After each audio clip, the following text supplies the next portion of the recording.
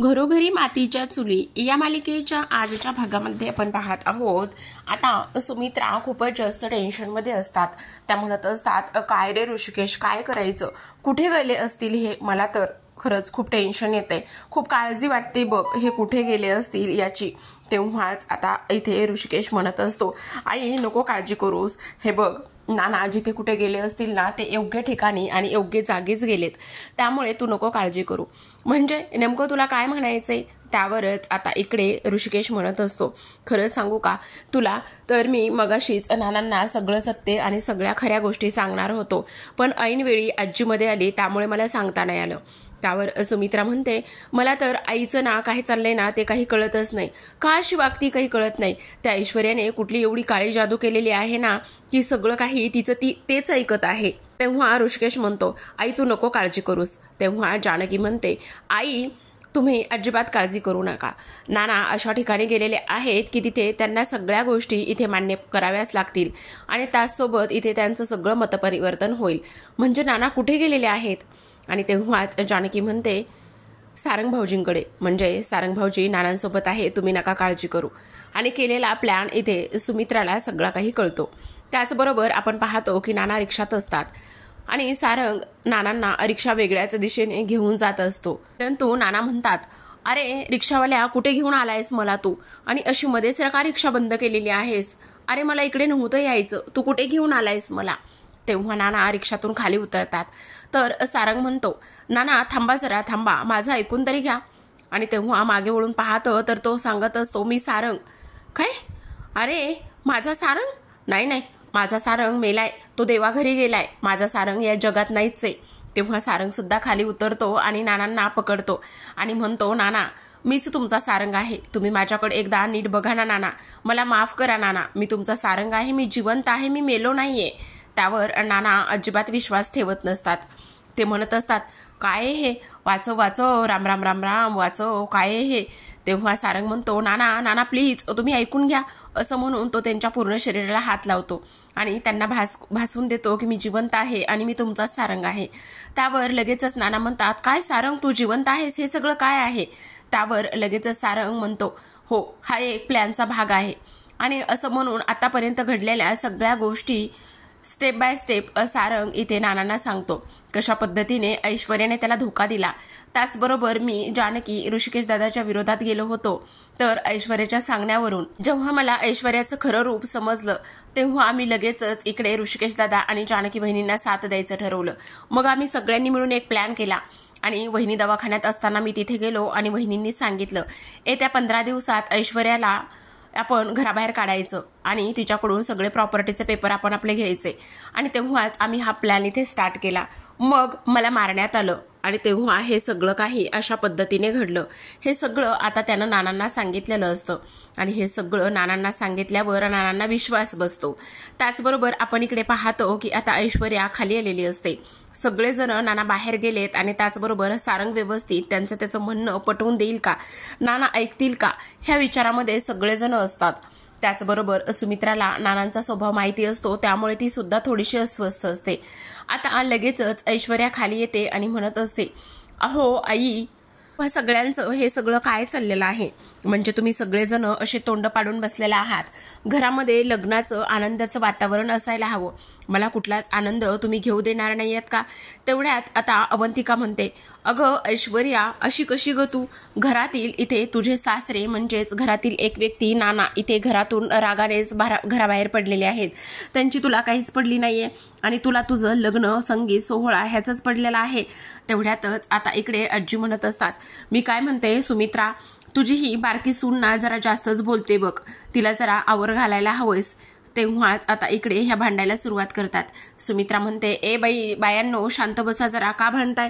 तेव्हा आजी म्हणतात, अगं सुमित्रा मला एक गोष्ट सांग, ह्या सगळ्यामध्ये ऐश्वर्याची काय बरं चूक आहे? आणि त्याचबरोबर आपण तिच्या आनंदाचा विचार केला गेला पाहिजे ना, इथे ती कशासाठी करते हे सगळं? आपल्या ह्या घराला वारस मिळावा म्हणूनच हे सगळं काही करते ना ती.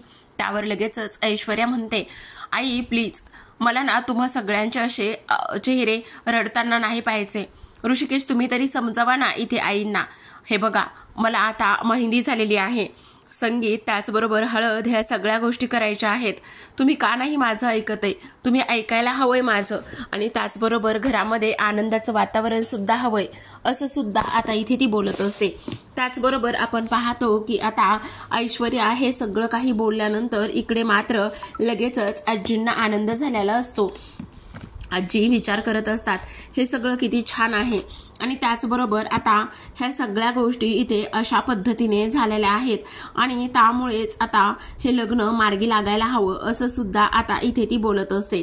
त्याचबरोबर आपण पाहतो की इकडे ऐश्वर्या आनंदात असते आणि तिने आता फायनली आजींना समजवलेलं असतं, आईंना समजवलेलं असतं आणि त्यामुळे सगळेजण पुन्हा पुढच्या सेलिब्रेशनसाठी तयार होतात. तर इकडे सारंगने सगळं काही नानांना सांगितल्यानंतर नाना लगेचच सारंगला कडकडून मिठीत घेतात आणि म्हणत असतात, माझा सारंग तू जिवंत आहेस, माझा सारंग जिवंत आहे आणि मीच आपला वेडा. इथे सारंग नाहीये ह्याच दुःखात होतो. सारंग हे सगळं काय होऊन बसलंय? अरे तुला एक गोष्ट सांगू, तू बरं झालं इथे जानकी आणि ऋषिकेशची साथ दिलेली आहेस. अरे मी पहिल्यापासूनच सांगत होतो ती ऐश्वर्या एक नंबरची लब्बाड आहे आणि ऐश्वर्या लब्बाड असल्या कारणाने ती हे सगळं काही करत होती. आणि बरं झालं तुला इथे सगळ्या गोष्टी समजल्या आणि त्याचबरोबर तू इकडे जानकी आणि त्याचबरोबर ऋषिकेशची साथ द्यायला तयार झालायस. मला खरंच खूप आनंद झालेला आहे बघ असं आता इथे नाना त्याला बोलत असतात. त्याचबरोबर पण मला एक गोष्ट सांग, इथे ऐश्वर्या हे सगळं मान्य करेल का? म्हणजे बघ ऐश्वर्याकडे प्रॉपर्टीचे पेपर आहेत, त्याचबरोबर इथे तिथे प्रॉपर्टीचे पेपर देईल का? त्याचबरोबर आता इकडे तो म्हणत असतो, नाना त्याचबरोबर इथे जानकी बहिणीची आई तिच्याकडे आहे असं तिने सांगितले. एकदा का सगळं सत्य तिने सांगितलं की मग सगळ्या गोष्टी कशा व्यवस्थित होतील. आणि त्याचबरोबर आता एकदा का हे सगळं व्यवस्थित झालं की मग पुन्हा आपला जो काही इथे परिवार आहे तो सगळा काही एकत्र येईल. आणि त्याचबरोबर हे सगळं आता इथे ते पाहत असतात. त्याचबरोबर आपण इकडे पाहतो की दुसऱ्या बाजूला आता इकडे ऋषी आणि त्याचबरोबर जानकी खोलीमध्ये असतात. ऋषी आणि जानकी खोलीमध्ये असताना आता काम फत्ते झालेला आहे असा मेसेज इथे ऋषीला आलेला असतो. असा मेसेज आल्यानंतर लगेचच आता तो म्हणतो, जानकी कामगिरी फत्ते झालेली आहे तसा मेसेज केलेला आहे. त्याचबरोबर इकडे जानकी म्हणत असते, पण हे सगळं आता झालेलं तर आहे, पण त्याहूनही सगळ्यात महत्वाची एक गोष्ट मला तुम्हाला सांगायची आहे ऋषिकेश. तेव्हा जानकी म्हणते, हे बघा आता हे तर सगळं काही आपल्या बाजूनी होतंय, नाना सुद्धा आपल्या बाजूनी होत आहेत, पण मला एका गोष्टीची खूप काळजी वाटते. त्यावरच ऋषी म्हणत असतो, कोणत्या गोष्टीची काळजी वाटते जानकी तुला आता? त्यावर ती म्हणत असते, आता मला एक गोष्ट सांगा, हे सगळं तर ह्या पद्धतीने झालेलं आहे म्हणजे पण जरी तिने ते प्रॉपर्टीचे पेपर आपल्याला दिले आणि त्यासोबत सगळ्यात महत्त्वाचं म्हणजेच की माझ्या आईचं काय? जर ती म्हटली की लग्न होईपर्यंत मी इथे तुझ्या आईचा पत्ता सांगत नाही तर मग काय करायचं आहे ऋषिकेश? आणि मला त्याच गोष्टीची खूप भीती वाटते. आईला मिळवण्यासाठी मी तुम्हाला नाही गमवू शकत, मला नकोय हे सगळं. त्यावरच ऋषिकेश म्हणतो, नाही ऐश्वर्या असं काहीच करणार नाही, तू नको काळजी करूस. पण जानकी म्हणते, नाही ऋषिकेश मला खूप काळजी वाटते, मला खूप ह्या गोष्टीची भीती वाटते की जर ऐश्वर्याने असं सांगितलं की मी लग्न झाल्याशिवाय तुझ्या आईचा पत्ता सांगणार नाही तर मग काय करायचं? आणि त्याचबरोबर आता ऋषिकेश तिला समजवतो. जानकी अस्वस्थ झालेली असते, तिच्या हातावर असलेलं त्याचं नाव तो तिचा हात हातात घेतो आणि म्हणत असतो, हे बघ जानकी, ज्या गोष्टी ठरलेल्या असतात ना त्या होतातच, त्या कोणीच टाळू शकत नाही. म्हणजेच बघ ना, हे सिद्ध करते की तुझ्या हातावर माझं नाव आणि माझ्या नावाची मेहंदी कशी रंगलेली आहे. त्यामुळे ही गोष्ट तरी तर सिद्ध होते की काही झालं तरी आपण कधीच वेगळे होणार नाही आहोत. ह्या मेहंदीचा रंग तुझ्या हातावर चढलेला आहे, तसंच माझं प्रेमसुद्धा तेवढंच आहे, त्यामुळे ते अजिबात आपल्याला वेगळं करणार नाही. तर आपण दुसऱ्या बाजूला पाहतो की आजी आता तिच्या गुंडीकडे आलेली असते आणि आल्याबरोबरच अगं ये गुंडे. तेव्हाच आता ऐश्वर्या म्हणते, बोला ना का, काय झालेलं आहे, काय झाले सांगा ना. तर इकडे ऋषीने जानकीला समजावल्यानंतर मेहंदीचं महत्त्व आणि त्यांच्या प्रेमाची ताकद समजावल्यामुळे जानकी आनंदात असते. तर इकडे आपण पाहतो की मला एक गोष्ट सांग, आता हे नानासाहेब बाहेर गेलेले आहेत, मग ते परत येतील की नाही हे तर कळत नाही, पण मला एक गोष्ट सांग, जो ऋषिकेश इथे बायकोचं एवढं सगळं ऐकतो, त्याचबरोबर तो नानांशी एवढा कसं काय भांडला ग? आत्तापर्यंत नानाच्या विरोधात जाऊन त्याने कधी एक शब्दसुद्धा किंवा अक्षरसुद्धा काढलं नाही, मग तोच आज ऋषिकेश एवढा कसं काय भांडला नानांशी? हे तर मी पहिल्यांदाच पाहिले. त्यावरच आता ऐश्वर्या म्हणते, काय सांगताय? म्हणजे याच्या आधी कधीच त्या दोघांचं भांडण झालं नाही? तेव्हा आजी म्हणतात, नाही, कधीच झालं नाही. तुला एक गोष्ट सांगू, ऋषिकेश कॉलेजमध्ये होता ना, तेव्हा तो नानासाहेबांचं इथे काहीच ऐकायचा नाही. तेवढ्यातच दरवाजावर गुलाबराव आलेले असतात आणि गुलाबराव आल्याबरोबरच ते म्हणतात, तेव्हा आजी त्याच्यावर खेकसते आणि म्हणते, काय रे, कशाला आलास? तेव्हा गुलाब म्हणत असतो, खाली नाना आले आहेत आणि त्यामुळे तुम्हा समद्यांनी खाली बोलवलेलं आहे. असं म्हणूनच आता नाना आलेत खाली, हे कसं शक्य झालंय? तेव्हा आजी म्हणते, आत्ताच तर गेले होते आणि लगेचच कसे काय परत आले? हा विचार आजींच्या मनामध्ये आलेला असतो. तर आपण पाहतो की इकडे आता लगेचच दुसऱ्या बाजूला नाना खाली आलेले असतात आणि सगळेजण इथं जमलेले असतात. जानकी ऋषिकेशला असं वाटत असतं की आता सगळे आपल्या बाजूनी झालेले आहेत, फक्त आजी सोडता. पण आजीचं एवढं काही कोणी मनावर धरत नसतं. आता नाना खुर्चीवरती बसलेले असतात, तर इथे जानकी म्हणत असते, नाना, तुम्ही हे काय केलेलं आहे? त्याचबरोबर तुम्ही असे कसे घर सोडून गेलात? मला किती काळजी वाटत होती. आणि त्याचबरोबर सुमित्रा सुद्धा म्हणते, अहो काय हे, किती तो राग आणि तुम्ही कुठे गेलात, किती आम्हाला काळजी सगळ्या गोष्टींची वाटत होती. असं कसं बरं तुम्ही वागू शकता?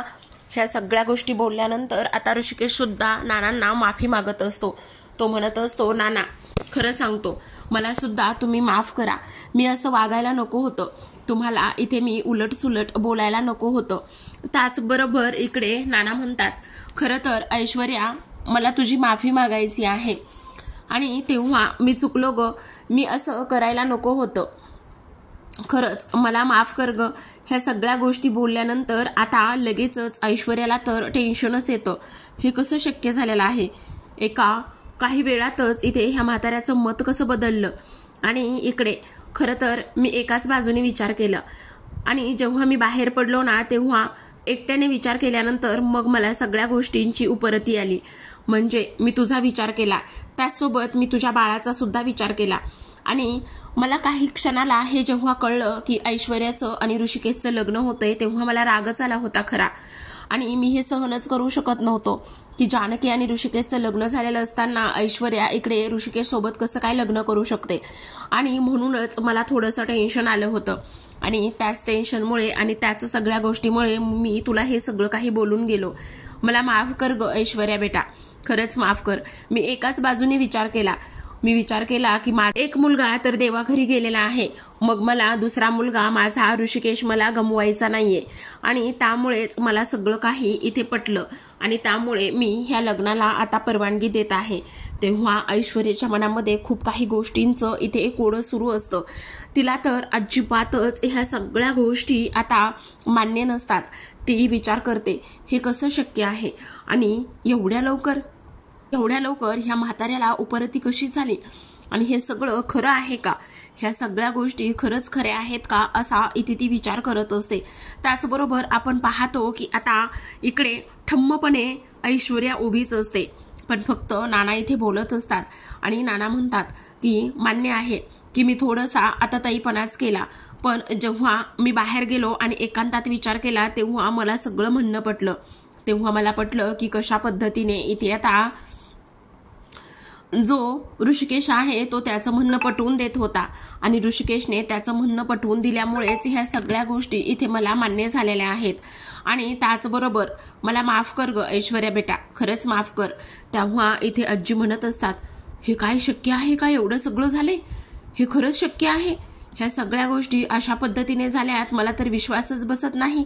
हे चक्क नानासाहेब बोलतायत, काहीतरी गोंधळ आहे मला असं वाटतंय. आता लगेच सुमित्रा म्हणते, ठीक आहे, तुम्हाला सगळ्या गोष्टींची जाणीव झालेली आहे ना, म्हणजे तुम्हाला इथे आता सगळं सत्य समजलं आहे ना, त्यामुळे कुठल्याच गोष्टीची काळजी करण्याची गरज नाहीये. तर आता लगेच सुमित्रा म्हणत असते, ऐश्वर्या जाग, छान तयार हो, जा लवकर, आता पुढचे विधी करायचे आहेत. असं म्हटल्यानंतर ऐश्वर्या आता खोलीमध्ये जायला निघालेली असते. तर इकडे जानकी नानांना मस्त खूपच छान ऍक्टिंग केलेली आहे नाना म्हणूनच खुणावत असते. तर आपण इकडे पाहतो की आता लताबाई फेऱ्या मारत असतात आणि लताबाई फेऱ्या मारत असतानाच आता इकडे माया म्हणत असते, अहो काकू किती फेऱ्या मारणार आहात, पाय दुखतील तुमचे आणि परत तुमचा बीपी वाढेल. तेवढ्यातच ती म्हणते, दुखू दे ग, पाय दुखू दे, बीपी वाढू दे, सगळं काही व्हायचंय ते होऊ दे, पण इथून बाहेर पडायला पाहिजे, काहीतरी मार्ग आपल्याला मिळायला पाहिजे जेणेकरून आपण इथून बाहेर पडू. ह्या सगळ्या गोष्टी बोलल्यानंतर ती एका गोष्टीचा विचार करते, अहो पण कसं बाहेर पडणार आहात आता, असा फेऱ्या मारल्याने थोडी ना बाहेर पडणार आहात.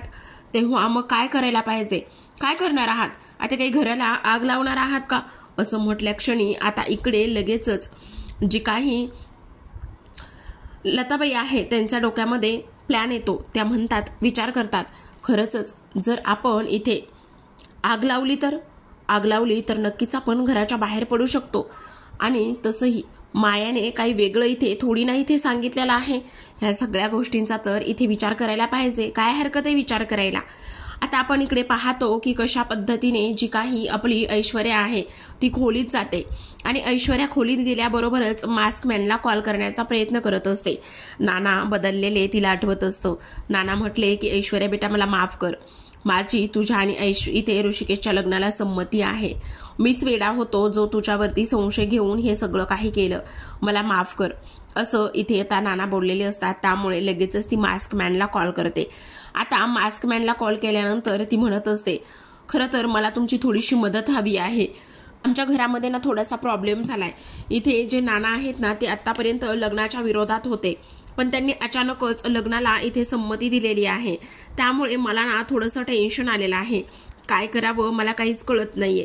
त्यावरच आता इकडे तो मास्कमॅन म्हणत असतो, मी काही हे असले कामं करत नाहीये, चल फोन ठेव, आणि त्याचसोबत ह्या असल्या कामांसाठी मी काही इथे नाहीये, जे काम तुला करायचं आहे ना तेच काम कर.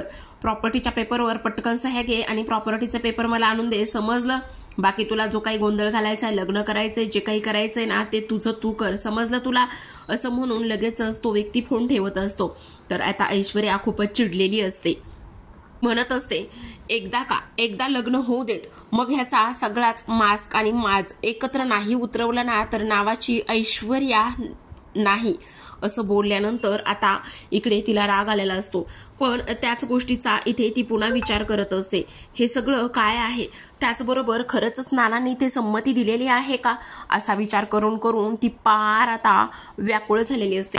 तर आता प्रेक्षकांनो आजच्या भागामध्ये एवढंच. उद्याचा भाग ऐकूयात. उद्याच्या भागामध्ये नाना म्हणत असतात, मला नाही वाटत की ही जी काही ऐश्वर्या ह्या सगळ्या गोष्टी ते सांगेल आणि सगळं काही इथे ती कबूल करेल, माझा तर अजिबातच ह्या सगळ्या गोष्टीवरती विश्वास नाहीये, असं आता इथे ते बोलत असतात. त्याचबरोबर इकडे आता जानकी सुद्धा तेच म्हणत असते. तर प्रेक्षकांनो आता इथे संगीताचा कार्यक्रम रंगलेला असतो. संगीताच्या कार्यक्रमामध्ये सगळेजण छान छान तयार झालेले असतात आणि ह्याच संगीताच्या कार्यक्रमामध्ये आता इथे लब्बाड राणी ऐश्वर्याचा माज इथे जानकी ऋषिकेश उतरवणार असतात.